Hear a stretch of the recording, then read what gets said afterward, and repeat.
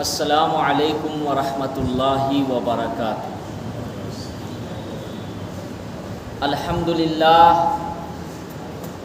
الحمدللہ نحمدہ ونستعینہ ونستغفرہ ونؤمن بہ ونتوکل علیہ ونعوذ باللہ من شرور انفسنا ومن سیئات اعمالنا من يهده الله فلا مضل له ومن يضلله فلا هادي له فأعوذ بالله من الشيطان الرجيم بسم الله الرحمن الرحيم إذا جاء نصر الله والفتح ورأيت الناس يدخلون في دين الله أفواجا فسبح بحمد ربك واستغفر إنه كان توابا آمنت بالله صدق الله مولانا العظيم وصدق رسوله النبي الكريم ونحن على ذلك لمن الشاهدين والشاكرين والحمد لله رب العالمين۔ تمام حضرات ایک مرتبہ درود شریف پڑھ لیجئے۔ اللہم صلی علی محمد وعلی آل محمد کما صلیت علی ابراہیم وعلی آل ابراہیم انک حمید مجید۔ اللہم بارک علی محمد وعلی آل محمد کما بارکت علی ابراہیم وعلی آل ابراہیم انک حمید مجید۔ دوستو بزرگوں، پچھلے جمعہ سے آپ حضرات کے سامنے سورہ نصر کا ترجمہ اور اس کا شان نزول اور حالات پر روشنی ڈال رہا تھا۔ اس جمعہ بھی بہت ساری باتیں رہ گئی تھی، مناسب سمجھتا ہوں کہ ان باتوں کو مکمل کر لوں۔ اللہ تعالیٰ سے دعا ہے کہ اللہ تعالیٰ ہم سب کو کہنے سننے سے زیادہ عمل کرنے کی توفیق عطا فرمائے۔ سب سے پہلے اس سورت کا ترجمہ سن لیجئے۔ اذا جاء نصر اللہ والفتح، اللہ تعالیٰ فرما رہے ہیں کہ جب اللہ تعالیٰ کی مدد آ جائے اور فتح حاصل ہو جائے، وَرَأَيْتَ النَّاسَ يَدْخُلُونَ فِي دِينِ اللَّهِ أَفْوَاجًا، اور جب تم دیکھو گے کہ لوگ اللہ کے دین میں فوج در فوج داخل ہو رہے ہیں، تو پھر اللہ تعالیٰ فرما رہے ہیں آپ صلی اللہ علیہ وسلم کو فَسَبِّحْ بِحَمْدِ رَبِّكَ وَاسْتَغْفِرْ، تو آپ اپنے رب کی تسبیح بیان کیجئے، حمد کیجئے اور اسی سے استغفار طلب کیجئے۔ اِنَّهُ كَانَ تَوَّابًا، بے شک اللہ تعالیٰ بہت زیادہ توبہ قبول کرنے والے ہیں، معاف کرنے والے ہیں۔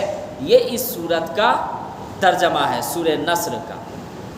میں نے بتایا تھا کہ جب یہ سورت نازل ہوئی تو صحابہ کرام بڑی خوشیاں منانے لگے، صحابہ کرام بڑی خوشیاں منانے لگے کہ اس میں اللہ تعالیٰ فرما رہے ہیں کہ عنقریب مکہ مکرمہ فتح ہو جاوے گا۔ کیا ہو جاوے گا؟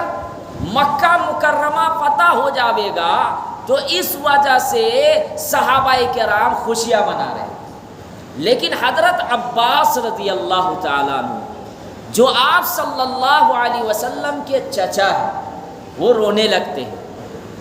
آپ صلی اللہ علیہ وسلم نے اپنے چچا سے رونے کی وجہ پوچھی کہ آپ کیوں رو رہے ہیں؟ حضرت عباس رضی اللہ تعالیٰ عنہ نے فرمایا کہ اگر ایک طرف اللہ تعالیٰ ہمیں خوشیاں عطا فرما رہے ہیں کہ عنقریب مکہ مکرمہ فتح ہوگا، لیکن دوسری طرف ہم اس وجہ سے رو رہے ہیں کہ جب اللہ کے دین میں فوج در فوج لوگ داخل ہو جائیں گے، یعنی اللہ کا دین پھیل جائے گا، تو آپ اس دنیا سے تشریف لے جائیں گے، آپ اللہ کے پیارے ہو جائیں گے۔ ہم سب کو چھوڑ کر چلے جائیں گے، اس وجہ سے میں رو رہا ہوں۔ تو اللہ کے نبی صلی اللہ علیہ وسلم نے کیا ارشاد فرمایا؟ آپ نے بالکل درست فرمایا، آپ نے بالکل درست فرمایا۔ اب یہاں پہ ایک بات یاد رکھیے، اس صورت میں ہمیں دو سبق ملتے ہیں۔ کتنے سبق ملتے ہیں؟ دو سبق ملتے ہیں۔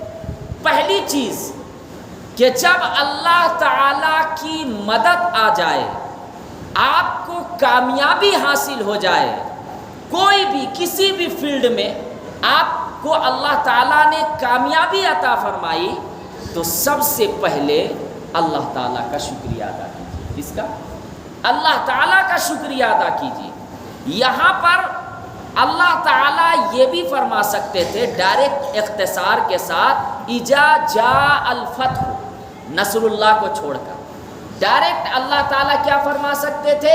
اذا جاء الفتح، کہ جب اللہ تعالیٰ مکہ مکرمہ کو فتح حاصل کروا دے، جب اللہ تعالیٰ مکہ مکرمہ کو فتح حاصل کروا دے، تو آپ اللہ تعالیٰ کی تسبیح بیان کیجئے، حمد کیجئے، استغفار کیجئے۔ لیکن یہاں اللہ تعالیٰ ہم لوگوں کو بھی یہ سکھا رہے ہیں کہ نہیں، نصر اللہ، کہ اللہ کی مدد آ جاوے یا فتح ہو جاوے، کسی بھی طرح کا مدد آوے، کوئی بھی کام ہو آپ کا مکمل ہو جاوے، سب سے پہلے اللہ تعالیٰ کا شکریہ ادا کیجیے۔ اس لیے اللہ تعالیٰ نے قرآن شریف میں فرمایا لَإِن شَكَرْتُمْ لَأَزِيدَنَّكُمْ، کہ اگر کوئی شخص میرا شکریہ ادا کرے گا، میں اتنا دوں گا کہ وہ تھک جاوے گا لیتے لیتے۔ لیکن ہوتا کیا ہے انسانوں کے اندر کہ ہم بڑے ناشکری ہیں، ہم بڑے ناشکری ہیں۔ جب میرے پاس کچھ نہیں ہوتا، ہم اللہ تعالیٰ سے مانگتے رہتے ہیں، یا اللہ میرے رزق میں، میرے کاروبار میں برکت عطا فرمائیو، یا اللہ میں مکان بنا رہا ہوں، اس مکان کو پائے تکمیل تک پہنچا دے، یا اللہ میں فلاں کام شروع کر رہا ہوں بزنس میں یا کسی بھی چیز میں، اس کو مکمل کروا دیجئے۔ لیکن جیسے ہی اللہ تعالیٰ اس کام کو مکمل کرا دیتے ہیں، انسان کیا کرتا ہے؟ بھول جاتا ہے۔ اب وہ یہ سمجھتا ہے کہ نہیں، میں نے اپنی طاقت سے، میں اپنی قوت بازو سے، میں اپنی محنت سے یہ کیا ہوں، لیکن یہ نہیں سوچتا کہ نہیں، جب تک اللہ کی توفیق نہیں ہوگی کوئی بھی انسان کوئی کام کو مکمل نہیں کر سکتا۔ میں نے آپ کو بتایا تھا پچھلے جمعہ بھی کہ آپ کا کوئی رشتہ دار یا آپ کے والدین یا آپ کے بھائی بیمار پڑ گئے، آپ ڈاکٹر کے پاس لے گئے، اور وہی مرض کے کتنے لوگ بیمار ہیں، ڈاکٹر نے ایک ہی دوائی سب کو دے رہے ہیں، ایک ہی دوائی۔ بعض لوگوں کو اللہ تعالیٰ شفا عطا فرمائے، بعض لوگ اس دوائی سے شفا ان کو نہیں ملی۔ اب یہاں دیکھیے کہ یہ ڈاکٹر کے ہاتھ میں نہیں ہے شفا دینا۔ اگر ڈاکٹر کے ہاتھ میں شفا ہوتی، اگر وہ بیماروں کو ٹھیک کر دیتے، تو ہاسپٹل میں کوئی مرتا نہیں، ہاسپٹل میں کوئی مرتا نہیں۔ آپ سوچے تو صحیح، لوگ جب بیمار پڑتے ہیں لاکھوں روپیہ خرچ کر دیتے ہیں، لیکن اگر اللہ نے کسی کا لکھ دیا ہے موت، لکھ دیا ہے، تو ڈاکٹر ایڑی چوٹی کا زور لگا دے وے، وہ بچا نہیں سکتا۔ اس کا یہ مطلب آپ غلط مت لیجئے گا کہ نہیں ڈاکٹر کے پاس جانا ہی بند کر دیں، شفا دینے والے اللہ ہے، اس کا مطلب ہم اللہ سے دعا مانگتے رہے، ڈاکٹر نہیں، غلط چیز۔ دوا کرنا بھی سنت، ڈاکٹر کے پاس جا کر دوا وغیرہ کرنا اور بیمار ہے تو یہ کروانا سنت ہے، لیکن بھروسہ کرنا ہے اللہ پر۔ انسان ایک ذریعہ ہوتا ہے، شفا دینے والا اللہ ہوتا ہے۔ آپ کو میں ایک بات بتاؤں، مائیکل جیکسن کا آپ نام سنے ہوں گے، بڑا مشہور آدمی۔ وہ جب کیونکہ خوبصورت نہیں دکھتا تھا تو وہ سرجری کرا کر اپنے چہرے کو خوبصورت بنا لیا، پیسہ بہت دیا تھا اللہ تعالیٰ ان کو، تو چہرے کو وقتی طور پر وہ خوبصورت بنا لیا، لیکن جو قدرتی چیز ہے، جو اللہ نے چہرے کو نواز خوبصورت سے، اس کو کوئی بدل سکتا ہے؟ نہیں بدل سکتا، لیکن وقتی طور پر وہ سرجری کرا کر اپنے چہرے کو خوبصورت بنا لی۔ لیکن وہ اتنی احتیاط کرتا تھا موت کے ڈر سے، بیماری کے ڈر سے، کہ وہ جب باہر نکلتا تھا تو کسی سے ہاتھ نہیں ملاتا تھا کہ میں کسی سے ہاتھ ملاؤں گا تو بیماری لگ جائے گی۔ باہر نکلتا تھا تو ماسک لگا کے نکلتا تھا کہ کسی کا جب بات کرے تو وہ بھاپ میرے میں نہ آ جائے، اس کے وجہ سے بیماری نہ ہو جاوے۔ اتنی احتیاط، اور بڑے بڑے ڈاکٹرز، 10 ڈاکٹرز ان کے ساتھ رہتے تھے جو ہمیشہ ان کا چیک اپ کرتے تھے۔ لیکن وہ مائیکل جیکسن جس کے پاس پیسہ بھی ہے، جس کے پاس بڑے بڑے ڈاکٹرز بھی ہے، لیکن بیماری ایسی آئی کہ وہ بڑے بڑے ڈاکٹرز اس کا پورا چیک اپ کرنے لگے، لیکن موت سے نہیں بچا پائے۔ اس لیے اللہ نے فرما دیا کل نفس ذائقۃ الموت، ہر انسان کو موت کا مزہ چکھنا ہے۔ ہمیں کوئی بھی کامیابی حاصل ہو جاوے، اکڑیے مت، سینہ تان کر مت چلیے۔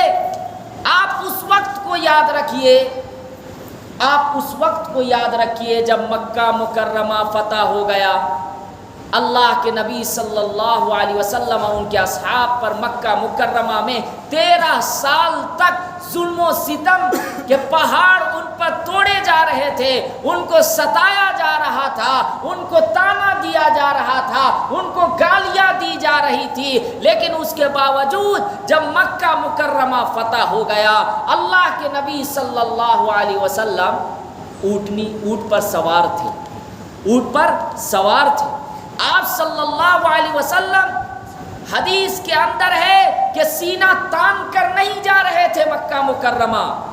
آپ صلی اللہ علیہ وسلم مکہ مکرمہ فتح ہو گیا، کامیابی حاصل ہو گئی، لیکن اس کے باوجود اللہ کے نبی صلی اللہ علیہ وسلم جب مکہ مکرمہ داخل ہو رہے تھے، نہایت ہی عاجزی کے ساتھ، انکساری کے ساتھ، گردن جھکی ہوئی اور آنکھوں سے آنسو بہ رہے تھے، اور اس آیت کو پڑھ رہے تھے انا فتحنا لک فتحا مبینا۔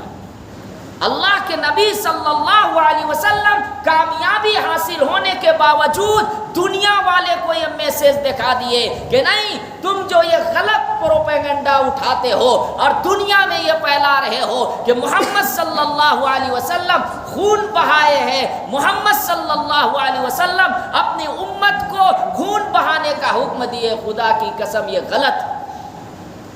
اللہ کے نبی صلی اللہ علیہ وسلم جب مکہ مکرمہ میں داخل ہوئے، بالکل گردن جھکی ہوئی تھی، کسی کا خون نہیں بہائے۔ اگر چاہتے آپ صلی اللہ علیہ وسلم صرف حکم دیتے تو خون کی ندیاں بہہ جاتی، لیکن آپ صلی اللہ علیہ وسلم نے ایسا کرنے کو حکم نہیں دیا، بلکہ آپ صلی اللہ علیہ وسلم نے کیا فرمایا کہ جو مسجد حرام میں داخل ہوا اس کے لیے امن ہے، جو ابو سفیان کے گھر میں داخل ہوا اس کے لیے امن ہے، خون نہیں بہایا جائے گا، جو اپنے گھر کا دروازہ بند کر لیا اس کے لیے امن ہے، خون نہیں بہایا جائے گا۔ آپ دیکھیں دنیا کے اندر آج جو معاشرے کے اندر ہے، انسان ذرا ذرا سی بات میں ایک دوسرے کے خون کے پیاسے۔ آج ہمارا خون، ہماری جان اتنی سستی کہ ہم کسی کی بھی جان لے رہے ہیں، کسی کو بھی مار دے رہے ہیں، بھیڑ میں اکٹھا ہو کر کسی کو مار رہے ہیں، اور یہ سمجھ رہے ہیں یہ بہادری ہے۔ یہ بہادری نہیں ہے، یہ تو کائر ہے۔ یہ بہادری نہیں ہے کہ کسی ایک آدمی کو چند آدمی مل کر مارنا، یہ غلط چیز ہے۔ یہاں پر دیکھیے کہ آپ صلی اللہ علیہ وسلم کے پاس مکہ مکرمہ فتح ہوا، پاور ہے، طاقت ہے، سب کچھ ہے، لیکن اللہ کے نبی صلی اللہ علیہ وسلم نے کسی کا خون نہیں بہایا۔ یہ ہے آپ صلی اللہ علیہ وسلم، اور اسی کے بارے میں اللہ تعالیٰ نے کیا فرمایا؟ وَمَا أَرْسَلْنَاكَ إِلَّا رَحْمَةً لِّلْعَالَمِينَ۔ کہ اللہ کے نبی صلی اللہ علیہ وسلم دنیا میں تشریف لائے کیا بن کر؟ رحمت بن کر۔ آپ صلی اللہ علیہ وسلم تو ہر ایک سے محبت کرتے تھے، صرف انسانوں سے نہیں، جانور ہو، پرندے ہو، درندے ہو، ہر ایک سے اللہ کے نبی صلی اللہ علیہ وسلم جناتوں سے بھی رحمت، سب کے لیے رحمت بن کر آئے۔ یہ تھے آپ صلی اللہ علیہ وسلم۔ اس لیے میں نے ایک مرتبہ بیان میں کہا تھا کہ عیسائی مذہب سے تعلق رکھنے والے ایک کتاب لکھے ہیں D100، اور اس میں 100 لوگوں کا نام انہوں نے منتخب کر کے اور اس کتاب میں نام لکھے ہیں جو دنیا کے اندر اپنے اخلاق، کردار اور تہذیب سے ایک مثال قائم کیے تھے، لیکن سب سے 1 نمبر میں وہ عیسائی کن کو رکھے ہیں؟ آپ صلی اللہ علیہ وسلم۔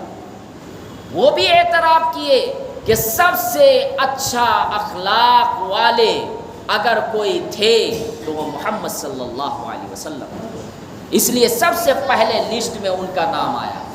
تو میں یہ کیا عرض کر رہا تھا کہ کوئی بھی کامیابی حاصل ہو جاوے تو کیا کرنے کا؟ سب سے پہلے اللہ تعالیٰ کا شکریہ ادا کرے۔ اس لیے اللہ تعالیٰ نے آپ صلی اللہ علیہ وسلم کو کیا حکم دیا کہ جب مکہ مکرمہ فتح ہو جاوے تو آپ اپنے رب کی تسبیح بیان کیجیے۔ کیا بیان کیجیے؟ فسبح، تسبیح بیان کیجیے، بحمدی، حمد بیان کیجیے، اور اس کے بعد کیا فرمایا؟ واستغفر، اور مجھ سے استغفار طلب کیجیے۔ یہاں پر ایک میں چیز بتانا چاہتا ہوں کہ جو آدمی کثرت کے ساتھ اللہ تعالیٰ کا شکریہ بیان کرتا ہے، شیطان اس کے سامنے نہیں آ سکتا، شیطان اس کے سامنے نہیں آ سکتا، کیونکہ کوئی کامیابی، مثال کے طور پر آپ روزگار کی تلاش کے لیے نکلے کہ فلاں کام کیا ہوں میں اور اس انسان سے مجھے 10,000 روپیہ لینا ہے، آپ نکلے اور آپ کو 10,000 روپیہ مل گیا، سب سے پہلے آپ شکریہ ادا کیجیے، الحمدللہ اللہ کی توفیق سے یہ مجھے پیسہ ملا۔ اگر اللہ کی توفیق نہ ہوتی تو ہم پیسہ نہیں لے سکتے تھے۔ ہو سکتا ہے کہ چلتے چلتے میری موت آ جاتی، 10,000 لینے کی ہمت تھی میرے اندر، میری طاقت تھی، چلتے چلتے میری موت آ سکتی تھی، اس انسان کی موت آ سکتی تھی، کوئی اور حادثہ ہو سکتا تھا، لیکن اللہ نے ہمیں توفیق دی، ہم گئے اور اس آدمی سے 10,000 روپیہ لیے، تو سب سے پہلے تو کیا کرنے کا کہ اللہ تبارک و تعالیٰ کا شکریہ ادا کریں، دوسرے نمبر پہ اس انسان کا بھی شکریہ ادا کریں۔ ایسا نہیں کہ اس انسان کا بھی شکریہ ادا نہیں کرنا ہے۔ مثال کے طور پر کوئی آپ کو ہدیہ دے، تحفہ دے، تو آپ کنجوسی اختیار نہ کریں، ہدیہ دینا تو کیا ہے؟ سنت ہے، ہدیہ لینا، ہدیہ دینا کیا ہے؟ سنت ہے، اور اس کو ایجاد کرنا بھی چاہیے۔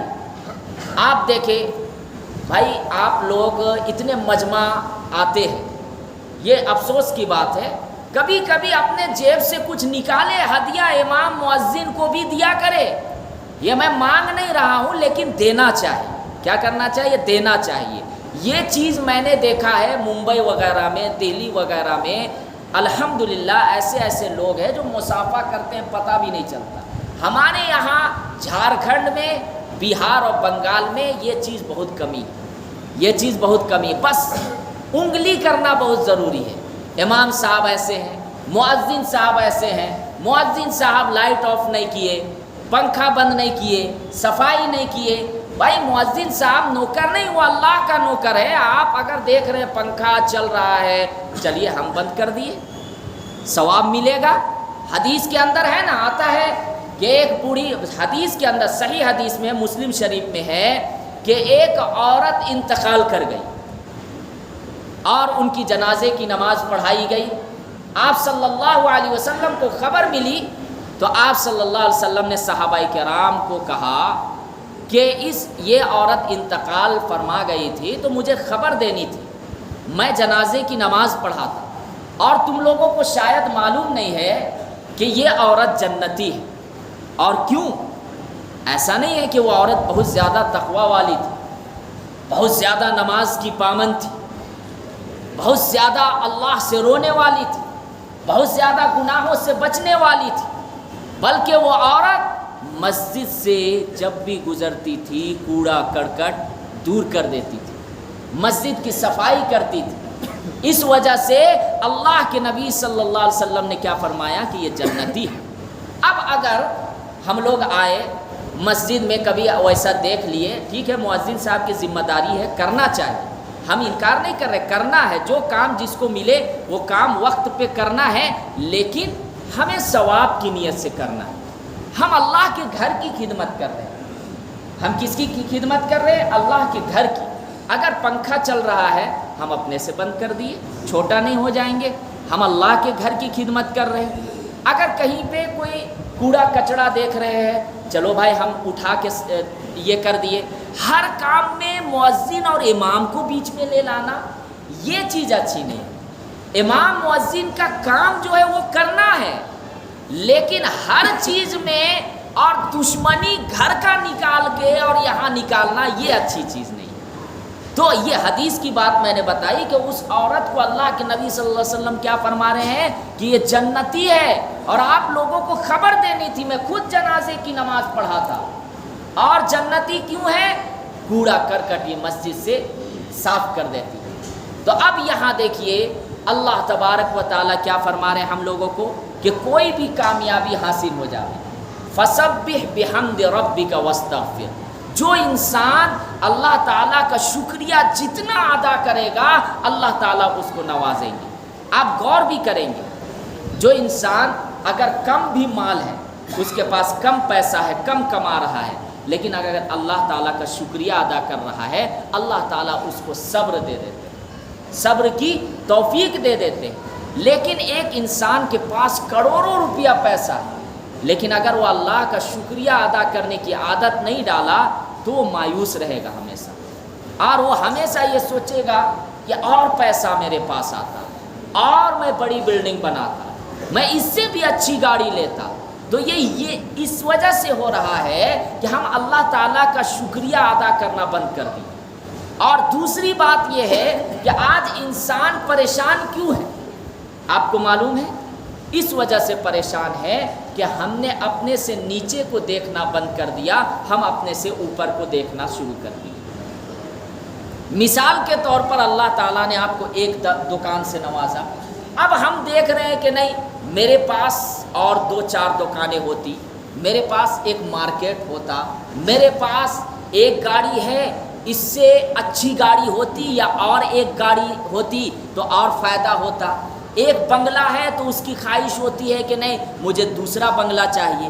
تو یہ اللہ کی ناشکری ہم کر رہے ہیں، اس لیے اللہ تعالیٰ ہمیں پریشانیوں میں مبتلا کر دیا۔ صحابہ کرام کے اندر کیا تھا کہ جتنا ان کو ملتا تھا ہر وقت اللہ تعالیٰ کا شکریہ ادا کرتے تھے۔ ہم لوگوں کو دیکھے کہ اللہ تعالیٰ اتنی اچھی اچھی نعمتوں سے نوازا، آج کے ڈیٹ میں کون بھوکا رہتا ہے؟ سب اچھا کھا رہے ہیں، غریب ہو یا امیر ہو، ہر انسان کھانا اچھا کھا رہا ہے۔ لیکن آپ نے کبھی غور کیا کہ کھانا کھاتے کھاتے کتنے لوگ ہیں جو اللہ کا شکریہ ادا کرتے ہیں؟ کتنے لوگ ہیں جو کھانا کھانے سے پہلے دعا کا اہتمام کرتے ہیں، بسم اللہ وعلی برکت اللہ؟ کتنے لوگ ہیں جو پڑھتے ہیں؟ الا ماشاء اللہ۔ کتنے لوگ ایسے جو بیچ میں درمیان میں اللہم لک الحمد و لک الشکر پڑھتے ہیں؟ الا ماشاء اللہ۔ ورنہ جو لوگ دیندار ہوتے ہیں وہ اگر کھا رہے ہیں، ان کو کھانا ملا تو وہ اللہ تعالیٰ کا بیچ بیچ میں شکریہ ادا کرتے ہیں۔ اس کھانے میں اللہ اتنی لذت عطا فرما دیں گے کہ اگر وہ روٹی اور چٹنی بھی ہے لیکن اگر اللہ کا شکریہ ادا کر رہے ہیں تو لگے گا کہ میں بریانی کھا رہا ہوں۔ ٹیسٹ کیوں؟ کیونکہ ہم اللہ کا شکریہ ادا کر رہے ہیں۔ صحابہ کرام کے اندر یہی کیفیت تھی، بہت اچھا کھانا ان کو کبھی کبھی اللہ ماشاء اللہ میسر ہوتا تھا، ورنہ اکثر وہ کھاتے تھے وہی روٹی، سوکھی روٹی ہوئی، کبھی سالن نصیب ہو جائے تو ماشاء اللہ، لیکن وہ اس میں بھی اللہ کا شکریہ ادا کرتے تھے۔ تو سوکھی ہوئی روٹی بھی ہو، چٹنی بھی ہو تو کھانے میں مزہ آتا۔ تو ہمیں کیا کرنا چاہیے کہ اللہ اتنی بڑی بڑی نعمتوں سے ہمیں نوازا، ہمیں شکریہ ادا کرنا چاہیے۔ شکریہ ادا کرنے کے ساتھ ساتھ ہمیں یہ کوشش کرنی چاہیے جتنا ہو اللہ تعالیٰ سے استغفار طلب کریں۔ ہر انسان سے غلطی ہوتی ہے، کوئی انسان دعویٰ نہیں کر سکتا ہے، چاہے عالم ہو، حافظ ہو، مفتی ہو، نمازی ہو، حاجی ہو، انسان ہے۔ بشریت کا تقاضا ہے کہ انسان سے غلطی ہوتی ہے، اس لیے اللہ نے فرمایا کہ استغفار کثرت سے کرو۔ جو انسان کثرت سے استغفار کرتا ہے مرنے کے وقت خود بخود ان کی زبان سے موت کے وقت توبہ نصیب ہو جاتی ہے اور وہ اس حال میں دنیا سے چلا جاتا ہے کہ اس کے سارے گناہ معاف ہو جاتے ہیں۔ کتنا وقت لگتا ہے؟ ہم لوگ جیسے دکان میں بیٹھے ہوئے ہیں، ہم لوگ سڑکوں میں بیٹھے ہوئے ہیں، وہاں پہ ہم دیکھیں گے کتنی غیبتیں، شکوہ شکایت، ادھر ادھر کی باتیں ہوتی ہے۔ ہم اس جگہ کیا کریں؟ کلمہ وغیرہ پڑھیں۔ بھائی ایک کلمہ سکھایا گیا، تیسرا کلمہ سبحان اللہ والحمد للہ ولا الہ الا اللہ واللہ اکبر۔ اب یہاں واللہ اکبر ہی تک پڑھنا ہے۔ یہ آپ کو لگے گا کہ یہ چھوٹا سا کلمہ کیا فضیلت ہے؟ حدیث کے اندر ہے کہ یہ جنت کے خزانوں میں سے ایک خزانہ ہے، جنت کے خزانوں میں سے ایک خزانہ ہے۔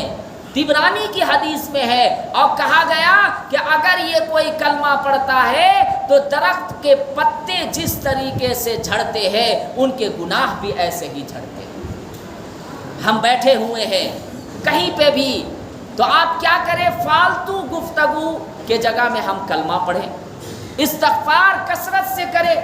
استغفار کرنے کا فائدہ کیا ہے کہ ان کے جو صغیرہ گناہ جو کر رہے ہیں وہ گناہ جھڑتا ہے، سمندر کے جھانک کے برابر بھی ہو۔ اگر وہ استغفار کو لازمی کیا ہوا ہے، ہمیشہ کرتا ہے تو اس کے گناہ بھی معاف ہو جاتے ہیں۔ لیکن اب تو وہ ختم ہو چکا ہے۔ پہلے کے لوگ کیا کرتے تھے کہ ایک ماحول خوشگوار تھا کہ اگر چائے کہ دکان میں بھی بیٹھے ہوئے ہیں تو وہاں پہ غیبتیں نہیں ہوتی تھی، وہاں ایک دوسرے کو لوگ دین سکھاتے تھے، ایک دوسرے کو اللہ اور اللہ کی رسول صلی اللہ علیہ وسلم کی باتیں بتاتے، قرآن اور احادیث کی باتیں ہوتی تھی۔ وہاں پہ اگر بحث و مباحثہ بھی ہوتا تھا تو قرآن اور حدیث کی روشنی میں۔ یہ بحث و مباحثہ اچھی چیز ہے۔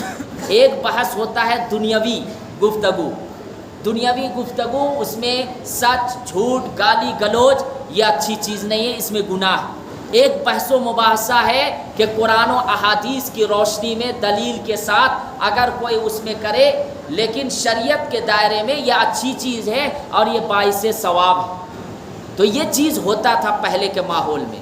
تو ہمارے بچے جب اس وقت ایسے ماحول میں بڑے ہوتے تھے تو پھر وہ سمجھتے تھے کہ والدین کی کیا قدر ہے، وہ سمجھتے تھے کہ نماز چھوڑنے کا کیا گناہ ہے، وہ سمجھتے تھے کہ زنا کریں گے تو اس کا کیا بڑا گناہ ہے، وہ سمجھتے تھے کہ چوری کرنا کیا گناہ ہے، وہ سمجھتے تھے کہ اگر ایک انسان کو ہم قتل کر دیے تو ایسا ہے جیسے ہم نے پوری انسانیت کو قتل کر دیا۔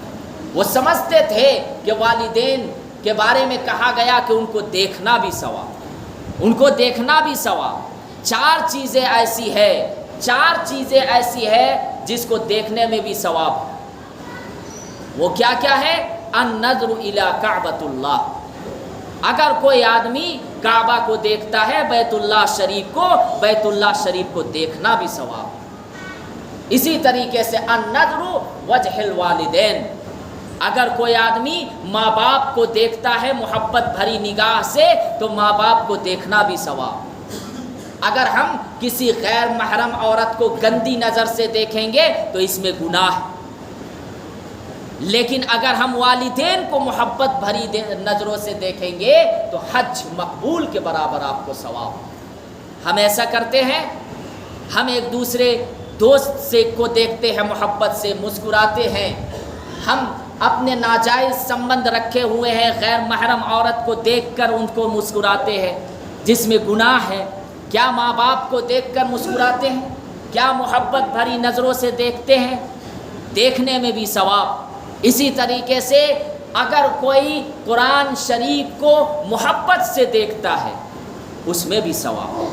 قرآن شریف کو پڑھنا اس میں تو بے شمار ثواب، اس پر روشنی ڈالوں گا، لیکن اگر کوئی قرآن شریف کو دیکھتا ہے اس پر بھی ثواب۔ اسی طریقے سے کہا گیا کہ اگر کوئی انسان کسی یتیم کو محبت سے دیکھتا ہے وہ یتیم کو دیکھنا بھی ثواب۔ 4 چیزیں ایسی ہیں جس کو دیکھنے میں ثواب۔ نمبر 1 بیت اللہ کو دیکھنا ثواب۔ نمبر 2 والدین کو محبت سے دیکھنا ثواب۔ نمبر 3 قرآن شریف کو دیکھنے میں بھی ثواب۔ اور اسی طریقے سے کسی یتیم کو، جو نابالغ بچہ ہو، باپ کا سایہ اٹھ گیا، محبت سے آپ دیکھیں گے تو اس میں بھی ثواب۔ اللہ تعالیٰ سے دعا ہے کہ اللہ تعالیٰ مجھے بھی اور تمام لوگوں کو کہنے سننے سے زیادہ عمل کرنے کی توفیق عطا فرمائے۔ وآخر الدعوانا ان الحمد للہ رب العالمین۔ جو حضرات سنت نہیں پڑھیں